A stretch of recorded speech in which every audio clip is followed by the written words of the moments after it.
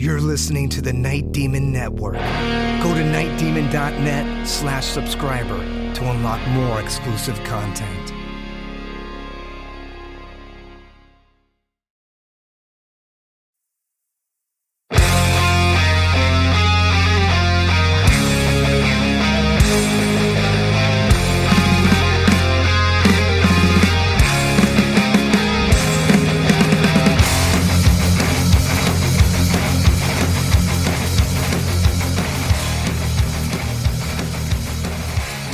Hello and welcome to the Night Demon Heavy Metal Podcast. I'm your host Nesbit, and on July 30th of 2020, this podcast was launched, and now here we are 100 episodes later. So this is the Night Demon Heavy Metal Podcast 100th episode.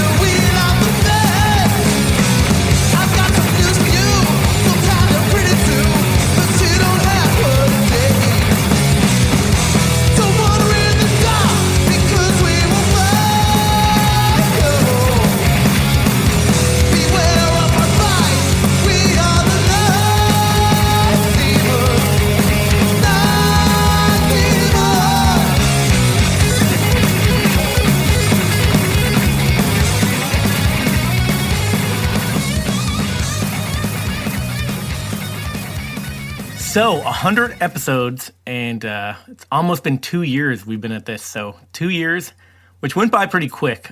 We covered a lot of stuff. We covered a ton of stuff. A lot of songs broken down, a lot of history, talked to a ton of cool people.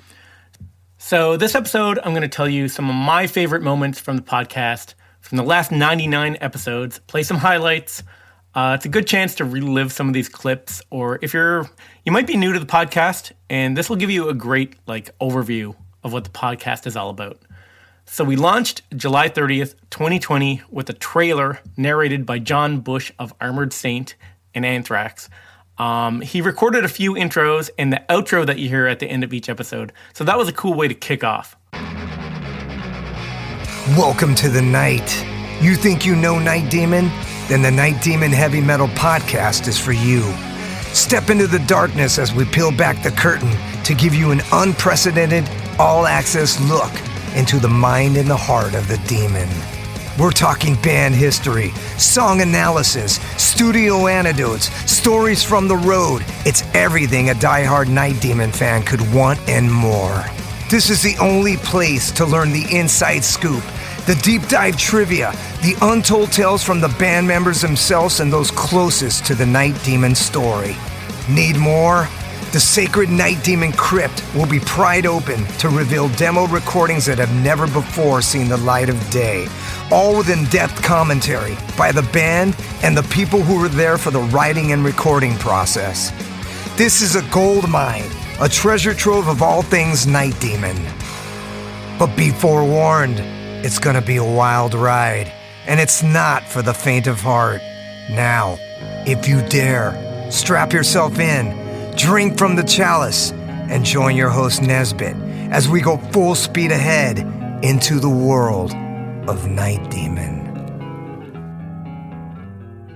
So yeah, John Bush, Jarvis got him in the studio. They recorded a bunch of stuff, including that trailer, a couple of intros, and the outro for the podcast that you hear at the end of every episode. And our first episode, Made in Hell. So I figured Made in Hell would be a great topic for a first episode, since that's the song that got me into Night Demon. I had an Iron Maiden podcast called Talking Maiden, the Podcast of the Beast. I did that podcast for 3 years. We talked about, everything you could possibly talk about with Maiden. Did it with my buddy Josh, and it was actually the #1 Iron Maiden podcast on the internet. And I think it still is. Anyway, a listener of that podcast recommended this song, Made in Hell.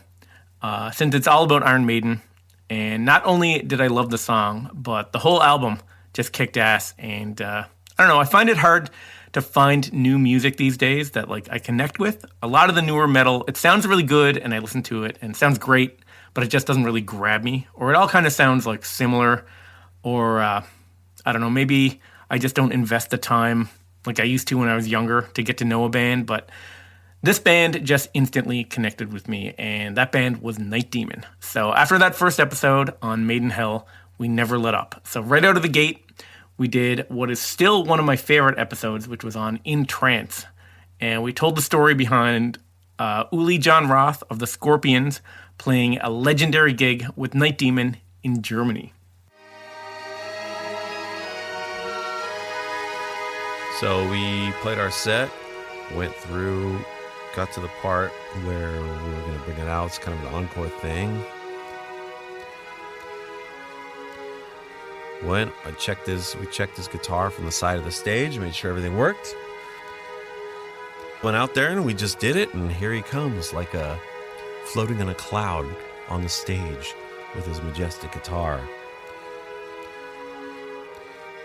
Just like the shaman master that he is, And here he comes, just floating out there. When he came out on stage at the start of the song, it looked like Uli John Roth's ghost just got on stage, and the way he just kind of glided onto the stage, it was just really, really cool to see his presence come out. Uli John Roth, holy shit.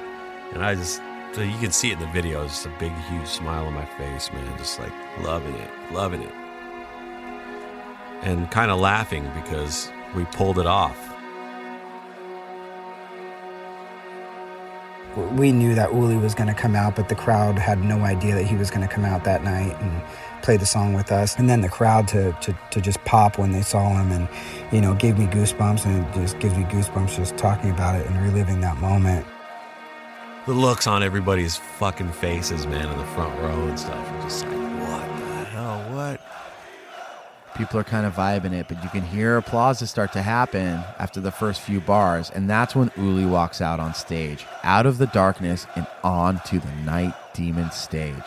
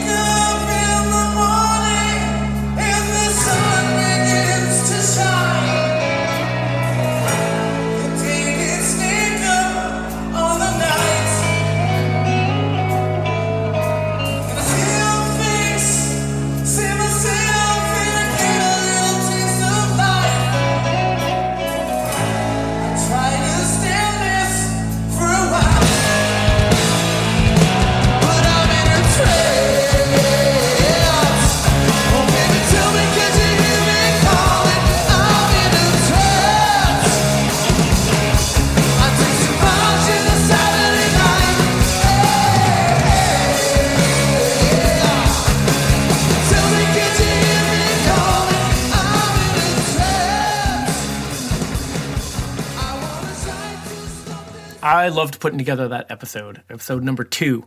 The great version of a great song, and it ended up being one of Night Demon's 2020 singles. And, hearing the stories behind the tracks, it's part of what I love about doing this podcast. Another good example, the time Night Demon played Wacken, to hear the story behind that version of Darkness Remains, there's some technical difficulty with the drums, and it almost derailed the song. They managed to come through, and they deliver this amazing version. But, so I didn't know this was happening, and Dustin just immediately stands up after the chalice, and he's freaking out. Then I start freaking out. I don't know if we got into a little argument or whatever. I remember just us yelling at each other on the stage. I don't think it was a bad thing. I think it was just kind of we were like, let's figure this out, now kind of thing. I went immediately behind the amps and started talking to the crew, and I'm just like, new bass drum now. Luckily, we have crew in Europe when we're over there. Nicholas, our friend, was on stage, but he was filming, and he keeps an eye out kind of for other things. I told him, I said, hey, get me another bass drum because this one's broken. And like, it came out in record time. It was amazing. And Armand just kind of knew to start Darkness, which was great because he could just play the picking pattern, I should say, on that A minor chord just forever, and then just play small variations off of it. And that was really cool because dead silence is something that all of the guys in this band hate. And then the cool cat that Armand is, he decides to change the setup, but because of what was going on, he knew that he needed to bide time, so he goes to the intro of Darkness and totally resets the mood. And he's watching me, and he's noticing my progress as far as swapping out this bass drum. All the while, I'm playing the intro to Darkness Remains. And then I just look at Jarvis, and he's just like, all right, fuck it, you want to start singing this thing. Because, we only have so much time. So he starts singing it, and we're just trying to pretend like nothing's going on behind us. Meanwhile, these guys are scrambling around like the fucking, Three Stooges trying to, cook a dinner or something, like those classic, like, cartoons or something, crazy as shit.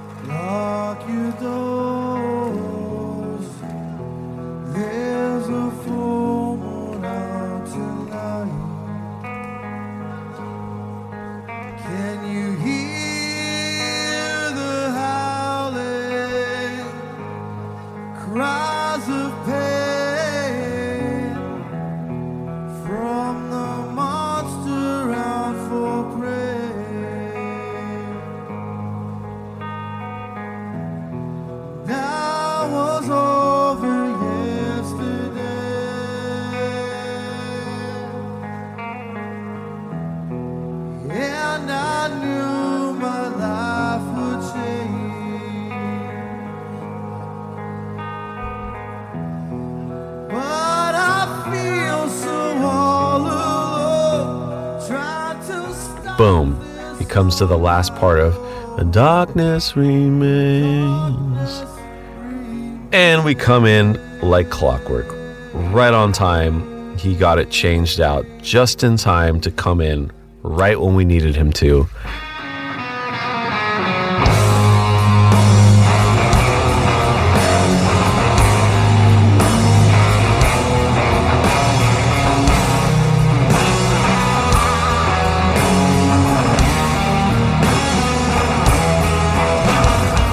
That's how we roll, and that's our boy Dusty. He will always be there in the right time, at the right place, and come in when we need him to. So I think you call that a Hail Mary. We did one of those that day.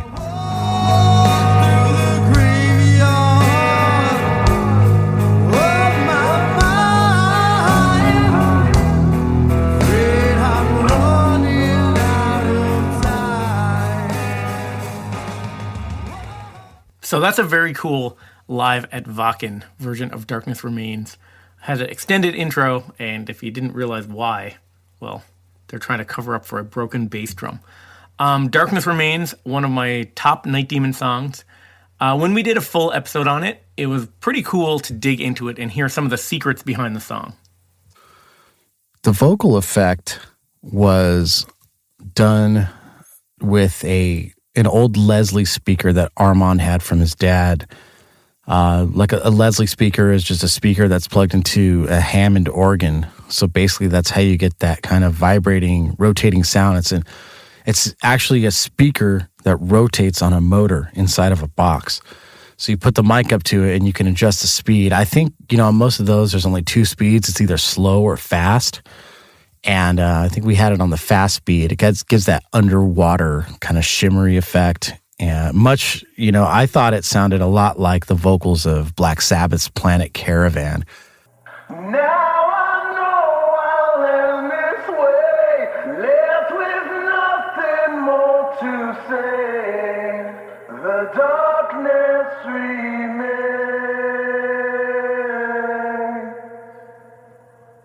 So I love digging into these songs, and especially hearing like stories behind them and their evolution from demo to the final album version. Having access to all these demos, to all these songs, is really awesome when you're doing a podcast on a band.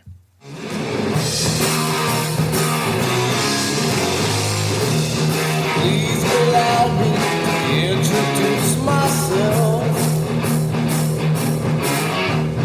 I'm the devil wearing white. Follow me, take my hand. I'll lead you to the promised land. Drink from the chalice, the unholy grail. Drink from the chalice, I'll give you everlasting life. So that was a very early demo of The Chalice, the first actual version where they put lyrics to it. So as we got into the podcast, we sort of started to dig into bands surrounding Night Demon. So one of the coolest things for me on this podcast was when we did 4 episodes on the story of Cirith Ungol. I was kind of casually familiar with them. I knew a few songs. I knew Jarvis played with them, but I had no idea the history behind them until we really dug in and started getting into the story of Cirith Ungol. So a lot of these early concerts, they were special and they were fun, and we got to play outdoors. To me, always playing outdoors was really a favorite thing for me, because hearing, heavy metal music, real loud sound reinforcement, traveling outside, it really excites me and gets me going as a musician. I think almost every time we played, we'd get, between 200 and 300 local people showing up to see us, and we got quite a following because, our music was pretty strong. Not that much different than it is now. So we'd show up, we'd blast the crowd. We'd always try to not take any prisoners, and, it wasn't a competition in our mind, but what we wanted to do is go out and play as heavy music as possible.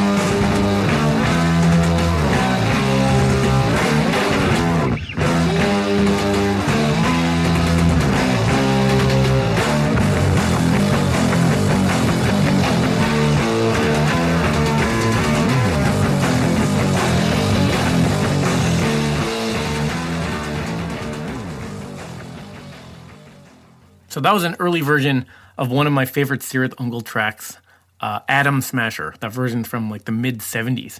And it was cool to hear the history of that band and Frost and Fire and the reunion and how it intertwined Night Demon and Cirith Ungol. The bands are super close since the reunion. Night Demon guys, they tech for them when on tour. Jarvis plays bass for them. There's even a live video and audio of a show from 2018 where Jarvis and Armand played live with the band, with Armand filling in on guitar.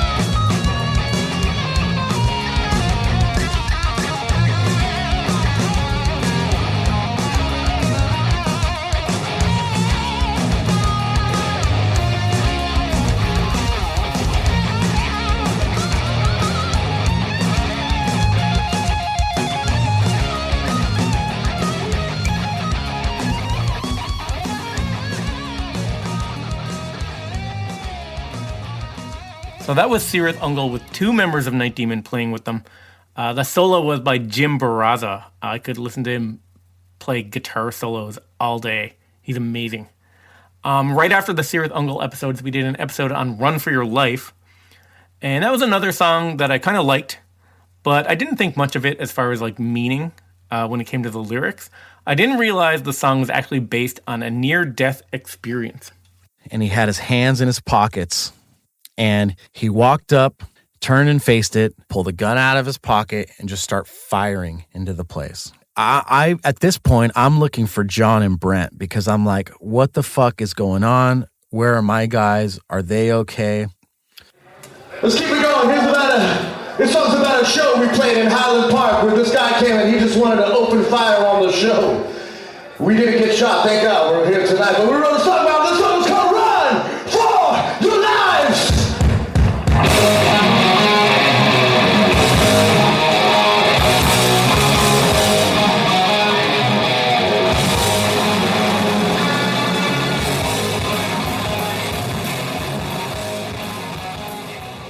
So yeah, pretty crazy story behind that song. And again, I had no idea until we dug into that song. That was in episode 32. Not every episode is so serious though. Our Halloween episode was a really fun one, and we dug into Night Demon's history of doing tributes to Sabbath, Priest, and a full Misfits tribute set where in costume they played a killer version of Danzig's Blood and Tears.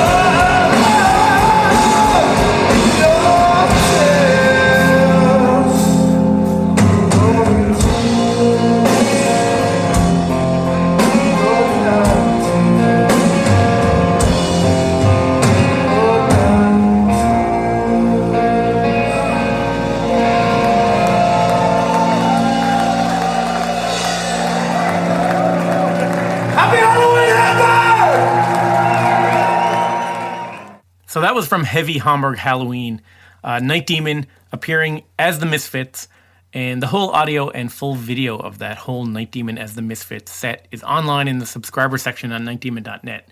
But that song is definitely a highlight from that set for me. Hey guys, Nesbit here. If you'd like to support Night Demon and this podcast, the best way to do it is to become a Night Demon subscriber.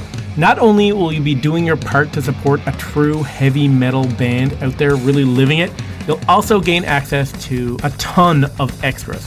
Bonus audio content, a subscriber-only merch store with rare items from the band's archives. You can stream never-before-heard demos and unearth live concerts from the live vaults. Communicate with the other Night Demon diehards on an exclusive subscriber forum, and gain early access to all press releases, album pre-orders, new merchandise, and a ton more. And another thing that I think is pretty cool is Night Demon will be donating 10% of every subscription fee to the Metal Cares Foundation, which is a charitable fund the band started in 2014 to aid those in our metal community. So head over to nightdemon.net/subscriber and join us as we make heavy metal history together as one.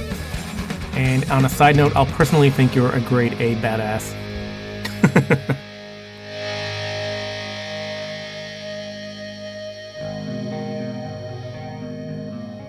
So as we got into the second year of the podcast, a cool topic that I really enjoyed covering was the history of the band, the history of Night Demon. So starting at episode number 43, we went deep on the history and the early years of the band and the guys in the band and the bands that these guys were in before Night Demon. And it's pretty cool when you look back now and see how many bands these guys have been in and their histories. We heard Jarvis's first ever performance on stage at his high school in his first ever band, Black Opal.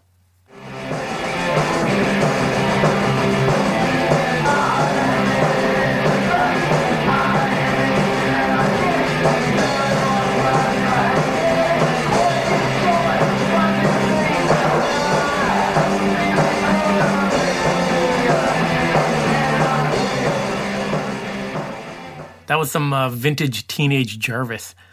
We heard all about Dusty Squires and his first bands, Jaded Sun and Systematic Addict. So my first band, we had met in high school, and my first band was called Systematic Addict. We were like a new metal, rap metal band. We wrote original music too. That was the first band. Obviously, it was my first band and the first band I wrote original music with. And, you know, listening back on it now, we had no direction and no idea what the heck we were doing.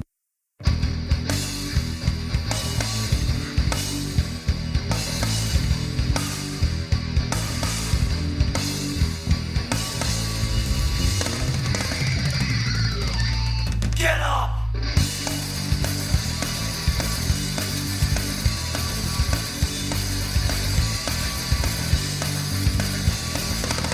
I'm wasting all my time in this pathetic place. I often wonder why I just can't be like you.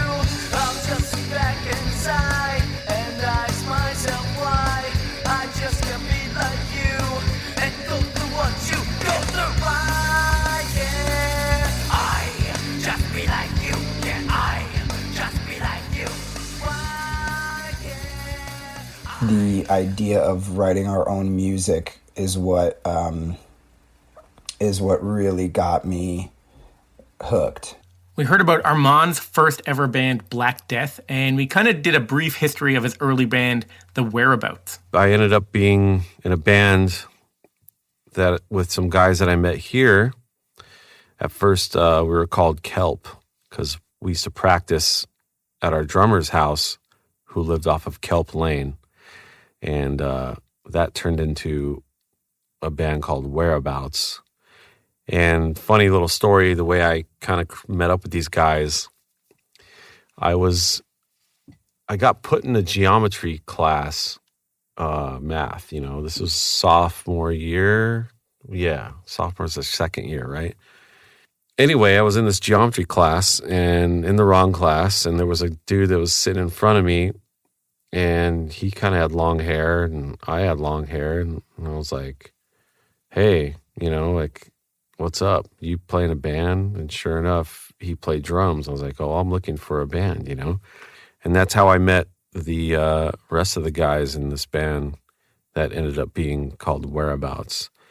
So that was the band in high school, and that's how I met Jarvis again. Like, that's the band that we played shows together, many shows together. There was a really big punk scene around here at the time. Still is. But, Jarvis was in the more like kind of metal band, and my band was more of like the kind of like straight up rock and roll, like indie kind of thing. Before that really kind of took off, to be honest with you. I'm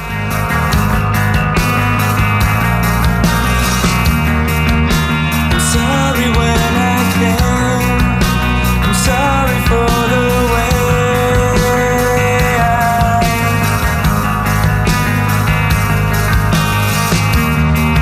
couldn't look you in the eyes through the times we realized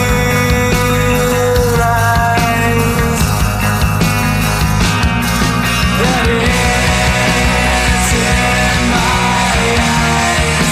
I'm sorry when I know nothing more.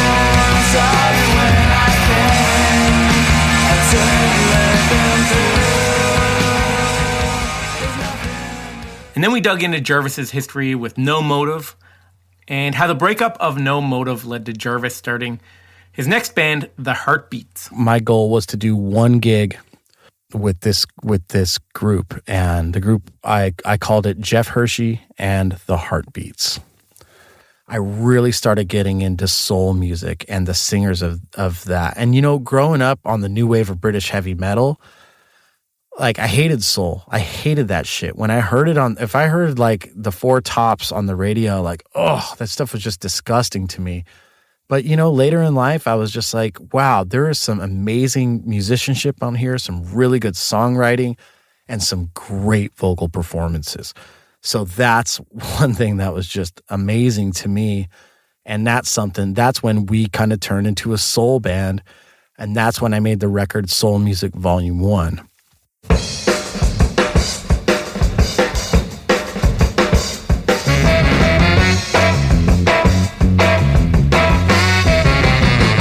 Don't question me why I'm hanging around.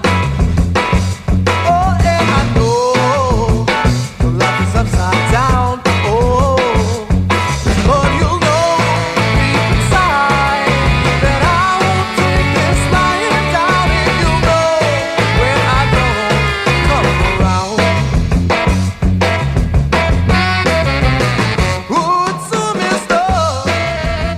Why you treat me this way? These guys, between them, have played in countless bands. One worth noting is Armand's band From Satellite, which got a major label record deal. It kind of fizzled out thanks to a new album by Green Day. Things fell apart with the chick, the singer, and it morphed into another project called From Satellite.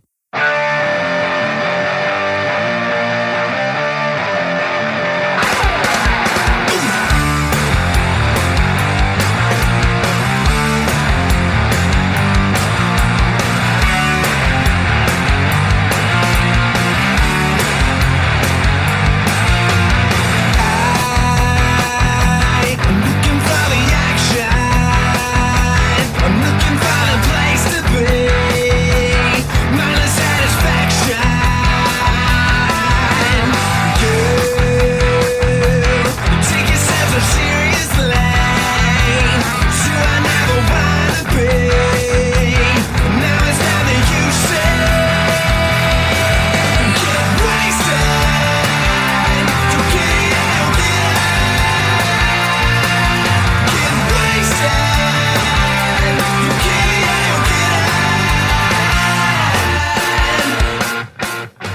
We got a record deal. Again, the same manager was involved with what this band had turned into. And she had some connections with the label called Immortal Records, who I guess Korn was on really early in their career. that whole time of things. Long story short, we had a record deal. We got a bunch of money. We went to make a record. It never happened.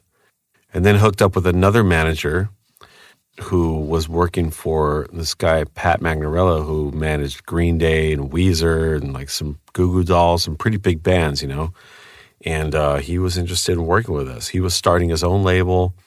It was going to be under Universal Records, and they were all about it. They're like, yeah, we'll make the record you guys wanted to make.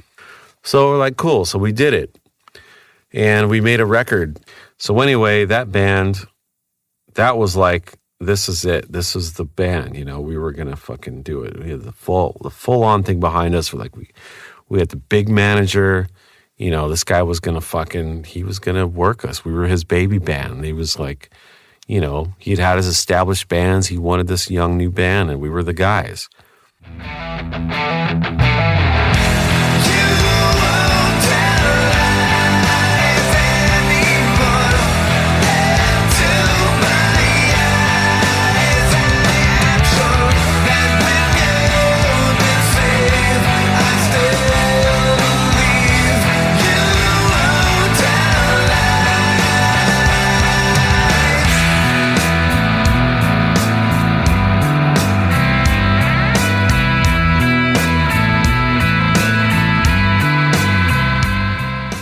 Well, we were the guys until Green Day put out a little album called American Idiot.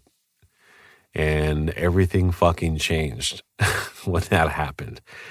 For a new band with no support, no radio support, no nothing, it was like the guy that ran our label was super busy with the biggest record of fucking whatever that year. So a huge, big-time record deal. Never worked out. You can hear more about it in episode 45. We interviewed the members of that band in detail. It's a pretty cool story. We also heard some cool history about another one of Jarvis's bands called Hybrid Moments. This is a band that he had on the go, very heavily inspired by the Misfits. 2 years, 5 minutes isn't such you a lot. You can't have me now, so you want me, that's all. Please, I'm not blaming you. I never looked at any difference. I just don't believe in the whole thing anymore. Kid, I understand. I don't understand. It's not fair, Raymond. If I'm going to be alone, I want to be by myself. Go back.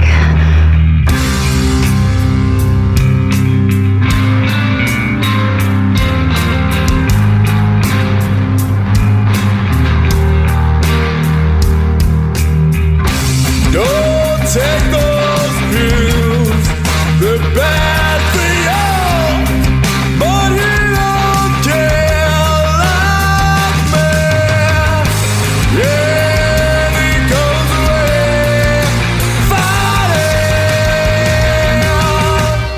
Where I have you, might as well have gone and died. 'Cause that's the way I feel inside. Did I love you like I promised to? 'Cause you're my melody. You're my melody.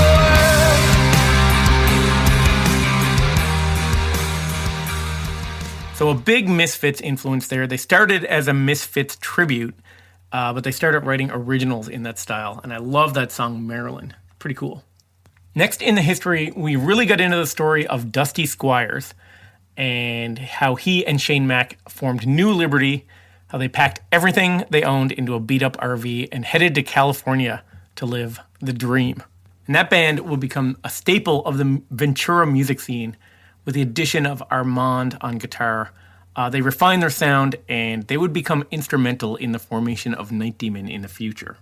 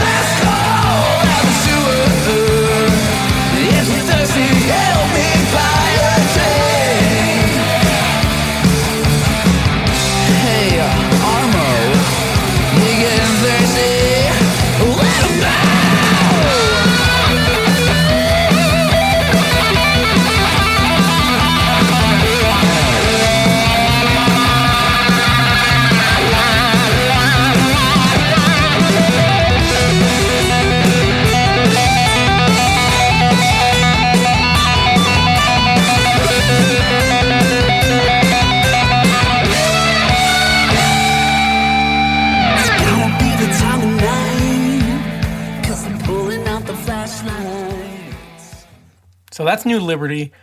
There's a lot more to the history if you want to go back and listen. Tons of bands and tours and songs and projects.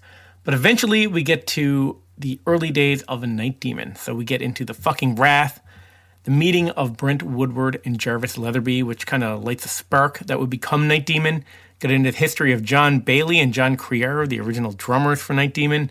Formation of Night Demon, their first ever gig at the Bombay on May 20th, 2011, actually opening for Armand's Thin Lizzy tribute band, Bad Reputation. The set's very heavy with covers because they only have 4 original songs. Here's Brent Woodward. Well, I think we were just hungry to play shows right away. We had 4 songs, so we get through in a few covers just to fill out our set, and we just played songs that we loved.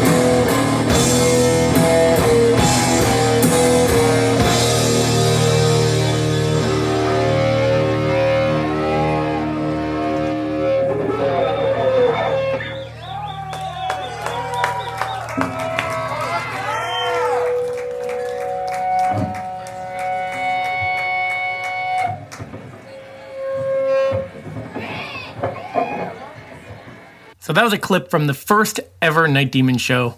We covered it in episode 57 if you want to hear more about it. So from this first gig to the release of their first EP, we covered the formation of the band, and to me, this is one of the most interesting parts of the podcast. I remember when I had my Iron Maiden podcast on the go, and my favorite part of the whole 3-year run was 5 hours we did on the formation of Iron Maiden, from the day they formed right up to before the first album. So this phase of Iron Maiden, I found that really interesting. And it's cool to do that with Night Demon, except this time I had recordings of every early riff tape, and I even have a recording of the very first Night Demon jam. This is from March 5th of 2011.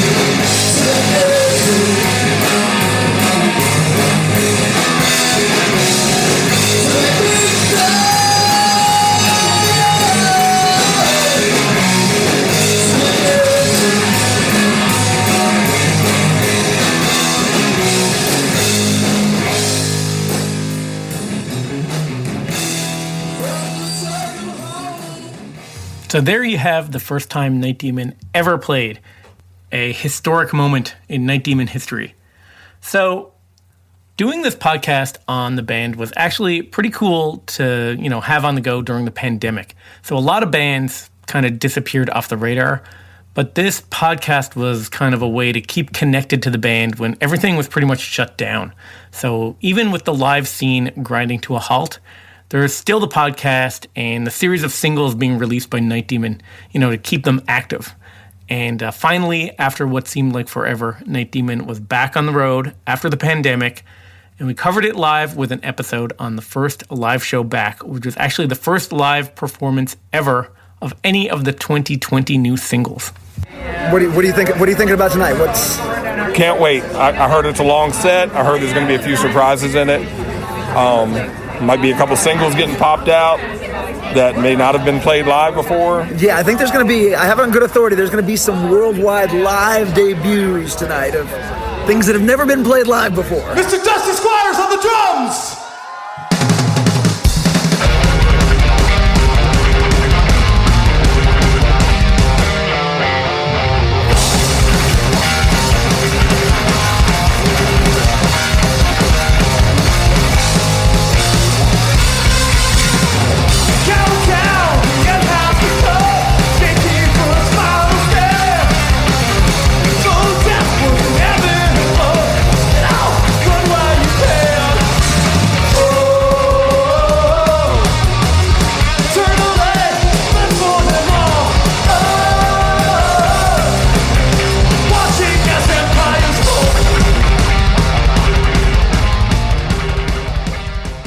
Yeah, so now with these new singles out, and in the lead up to the Year of the Demon compilation being released, the podcast turned to covering these new tracks, and Empire's Fall was a big highlight for me. As a big Rancid fan, it was really cool to interview Lars Fredriksson and Matt Freeman about their background vocals on Empire's Fall. I ended up getting a letter in the mail with a bunch of records from Matt Freeman, and he basically just told me that, hey, Lars told me about your band, and, I'm fucking really into it, and here's what I'm doing. Maybe we can team up and do some stuff together. Lars Fredriksson and Matt Freeman are from the band Rancid.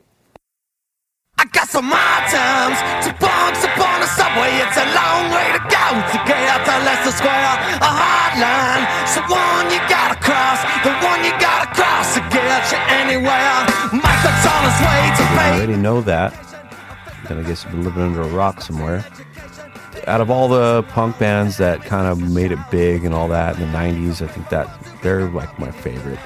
I just always loved their songs and their style, It was like I'm a big fan of The Clash, and I think there's a lot of influence there from The Clash and, those kind of bands like those like late 70s, English punk bands. So I like their style. I like Lars's vocal style too, I got none, I got no knife for nothing. I got no inside, I got no feelings. I got nothing that you want, so stay away from here, yeah. My name is Lars Fredriksson. I'm a guitar player and singer in the bands, Rancid, The Last Resort, The Old Firm Casuals, Lars Fredriksson and the Bastards, Oxley's Midnight Runners, Stomper 98. Well, I got involved with the Night Demon guys because I got to know Jarvis a lot better, and he invited myself and Matt Freeman to come sing background vocals on a record, and had a really great time. Hey, it's Matt Freeman, bass player for Rancid and Charger. Thanks for having me on the podcast. Actually, the first time I heard Night Demon, my other band Charger was on a small, Southern California, Arizona run. 10 years now without love, cry tears, don't give a fuck. Wake up to another day, still looking for the edge.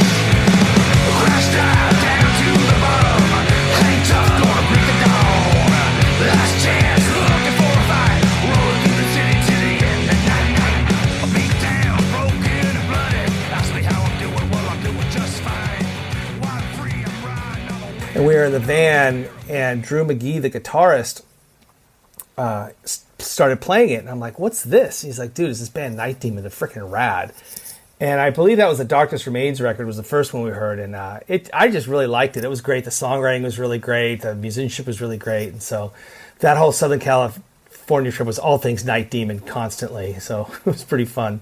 Well, a little while later, I was talking to Lars Fredriksson of Rancid, and I just mentioned, I'm like, hey, have you heard of this band Night Demon? Drew played it for me. They're really good. I think you'd really like them. And he was like, oh, yeah, dude, I know all about them. They're freaking great. They're awesome. I met those guys at some show he went to, and he just loved them. In December of 2019, I hit up Lars and said, hey, man, would you and Matt be down to do just some whoa, like, Misfits or like Oi style vocals over this? And he was totally down.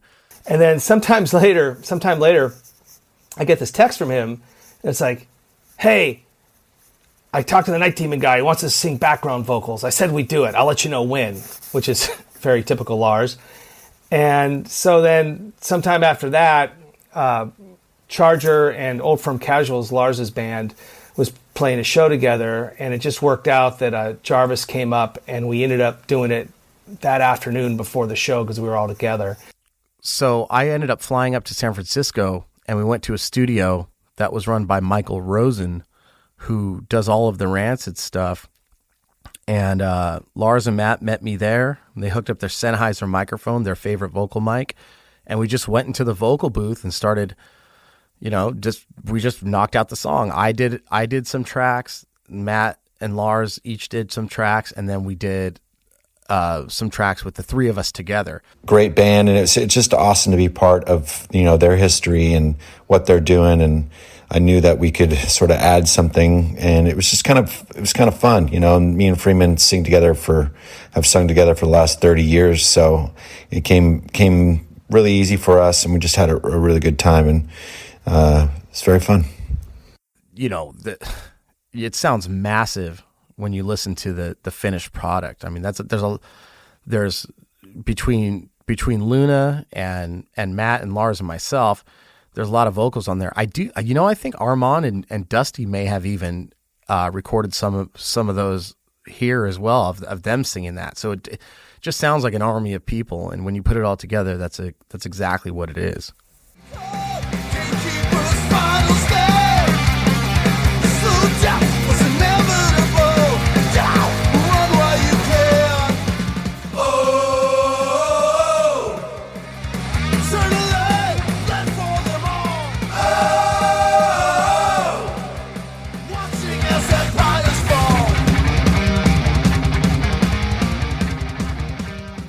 Just a really, really cool experience, and a really, really killer gesture on those guys' part to lend a hand and, kind of put some punk credibility into Night Demon's song. That was a pretty cool moment for me on the podcast. I love Empire's Fall, and I love hearing the story behind it. Here's a cool little oddity. Empire's Fall, there's a demo of it when it was named Burn for Them All. It's actually about space travel. So it's weird to hear now, when you're used to the final version, but it's pretty cool to hear.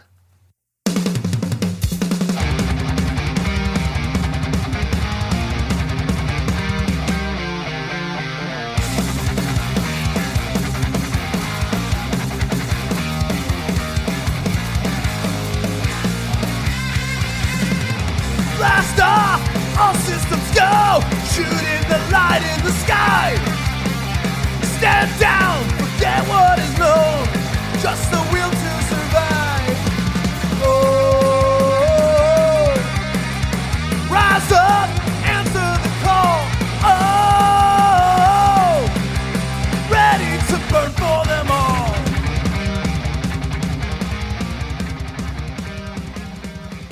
Super weird to hear that song now with those lyrics. Another highlight for me was Kill the Pain, and it's kind of a live staple now. And we all know it from the single release, but it was really cool to go back and hear the first ever recording of Jarvis when he literally came up with that riff.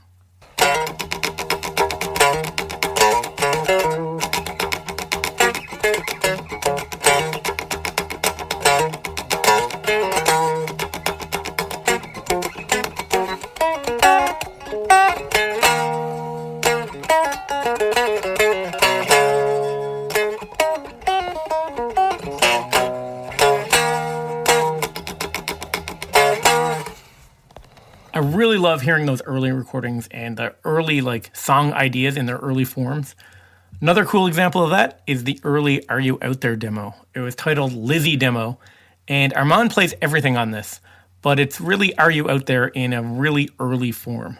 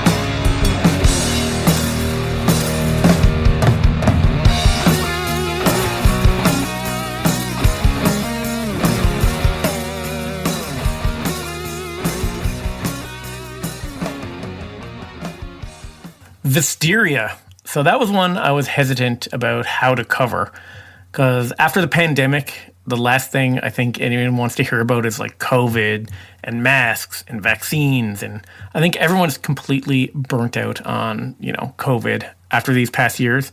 So I basically decided I wasn't going to touch anything like that, because the song isn't really about that anyway. It's more about power and the abuse of power in a crisis. But I'll let you in on a secret about that episode, the intro. So I pieced together this intro from over 40 clips that I ripped from the internet. So it took hours for me to put this together. And when I was done, I think it turned out okay, but I think, people probably didn't really notice it. I don't know, maybe it did have an impact, but I don't know if the amount of time I spent on it was really worth it. I pretty much could have put a whole episode together in the time I spent on that intro, but I guess it does kind of start the episode off. It's a good intro, a good setup for the episode, but definitely not worth the hours of work that it took to put together. The virus was first identified at a market in the city of Wuhan ground last zero month. for the illness sparking global unease. Will affect young people. Can stay suspended in the air for up to a half hour. It is airborne. There's a hospitalization rate up to 12% of infected people. The ravages of COVID-19. Is the coronavirus the number of deaths here in the United We're dying with up to 1.7 million people could potentially die. The U.S. death toll as a percentage looking of at our over population. 210,000 dead bodies. I feel like we're all just being sent to slaughter. You couldn't see your parents because you were afraid they could kill them. 15 days, 15 days, we can flatten the curve. Flattening the curve. An assembly line of death and But if Donald Trump tells us that we should take it, I'm not taking it. There's no reason to be walking around with a mask. He wants us to inject bleach. Government mandated The virus vaccine. stops with every vaccinated You're not going to get COVID if you have Vaccinated people do not carry the virus, don't get sick. Forced dewormer should never be used. The numbers being reported. I literally got it from a doctor. Death toll from this disease are so dire. Our system is completely flattening the curve.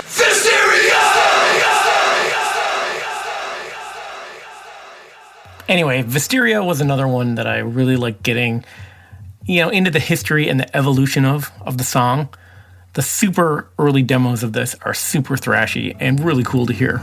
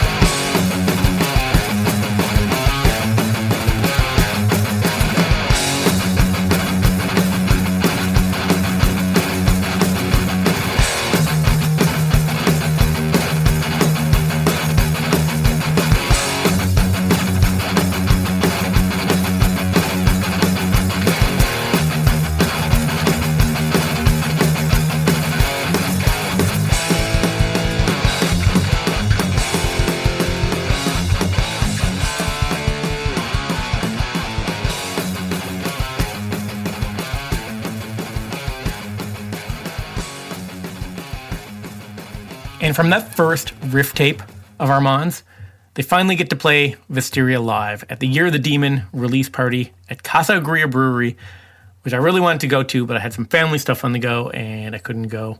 But it was cool to be able to hear the live audio and see the live video, which was the next best thing.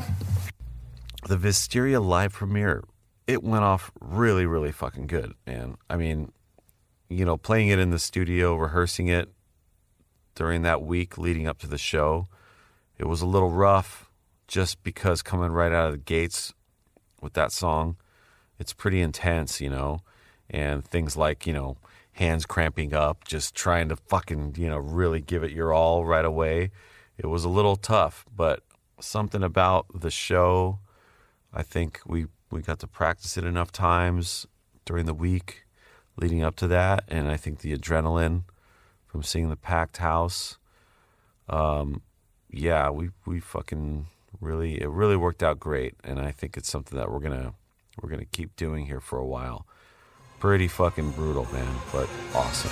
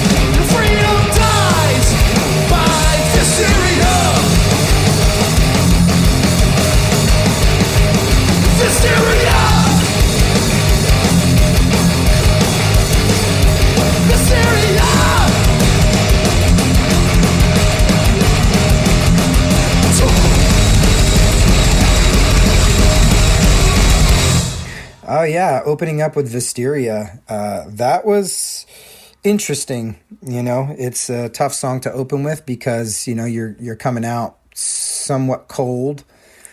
Takes a little bit to get warmed up, but I think rehearsing it a couple times first really kind of set the bar as to how much we need to warm up live. And, you know, I felt pretty good about it. I think I played it as well as I could. And it was fun. It was fun, you know. So 100 episodes. That was kind of a recap of some of my favorite clips from some of my favorite episodes. I obviously had to cut it down. I started with a big, long list of episodes I wanted to pull from, but I had to cut it down or this would be like 3 or 4 hours long. So I didn't even touch on the Live Darkness episodes, which were a big highlight for me, or any of the B-sides or behind the scenes of the Black Widow video, which I thought was cool, or any of the bands on the heavy metal mixtape series. There's tons of early demos I could have included. But like I said, it's all there if you want to go back and listen. 100 episodes. There's a lot of work, but there's also a lot of fun. So on to the next 100 episodes. And Night Demon back on tour, a new album recorded. I've heard the new songs from demo to final versions. Haven't heard a final mix yet, but it's amazing. Can't wait to dig into that with you guys on the podcast. And now that things are getting back to normal, I really hope I can kind of get out and meet some of you guys at a few Night Demon shows. That'd be really cool. And thanks for all the emails. I'm Nesbit at nightdemon.net. That's Nesbit with 1 T. I love getting all the feedback, so keep emailing me. Hope you enjoyed the first episodes as much as I enjoyed putting them together. So until next time, this is Nesbit signing off.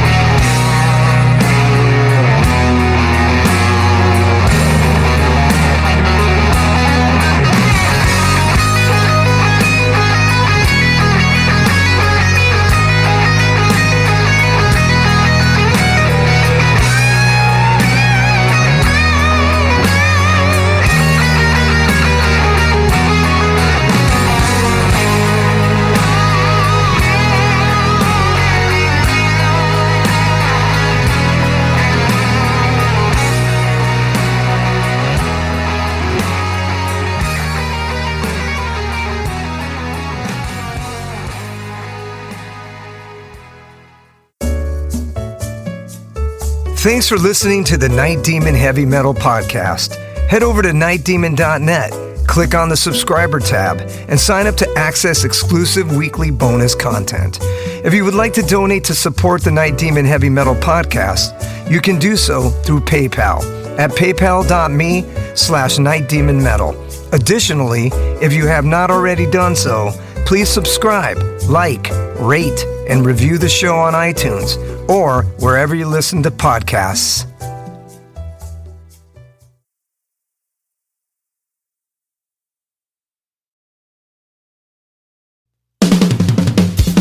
All hail, Night Demon Heavy Metal Podcast listeners. This is Dusty Squires chiming in to tell you about my brand new signature sticks from the London Drumstick Company.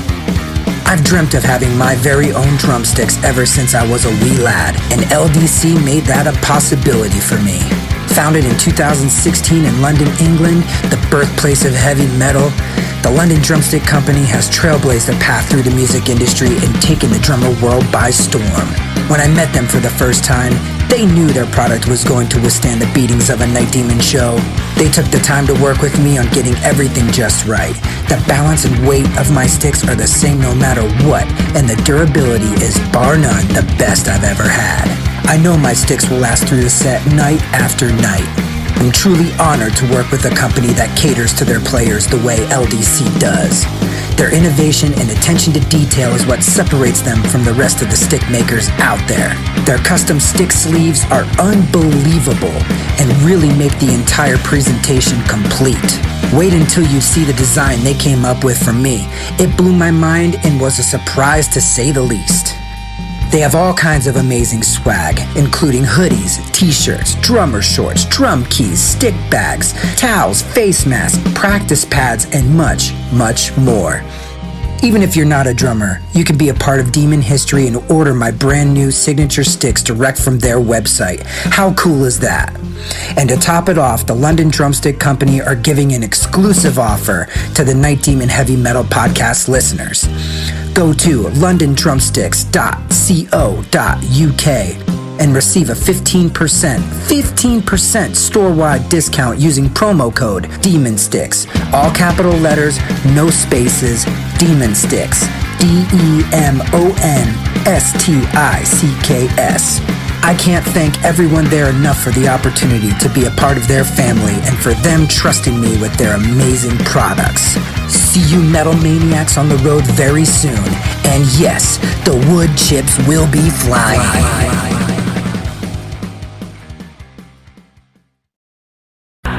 Greetings, boils and ghouls. This is your comrade, the Crypt Keeper here, reporting dead from the sanctuary of the strange.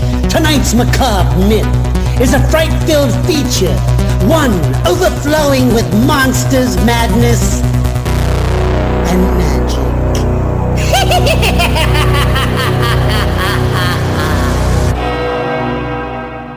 Visit our website at monstersmadnessandmagic.com to stay up to date on all the dark dealings within the sanctuary of the strange. Enjoy the show. Hey Metalheads, I'm Mark and I host the Metal Forge. Let me tell you about the show. The Metal Forge features the best underground metal from all over the world. We spend every week with a different artist with interviews, in-depth conversations, and most of all, the music. We also feature audience interactivity where you can submit your questions to the upcoming guests. New episodes are out every Friday at noon Eastern Time at metalforgeradio.com or wherever you listen to your podcasts.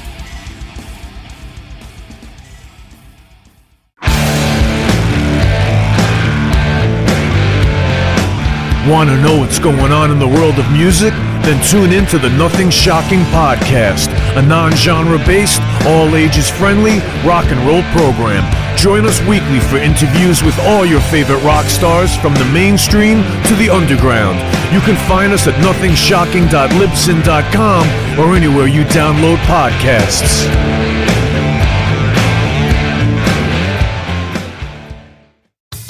Okay, metalheads, you've been complaining that there has not been a channel that plays all of the heavy metal videos from past, present, and future for years and years at this point. Well, that time is over. Heavy Metal Television is back. HeavyMetalTelevision.net is the website. Go there. You can see videos playing 24/7, 365, all the time, all the best from the old school, the new school, and everything in between. Check it out, HeavyMetalTelevision.net. It is where the metal is.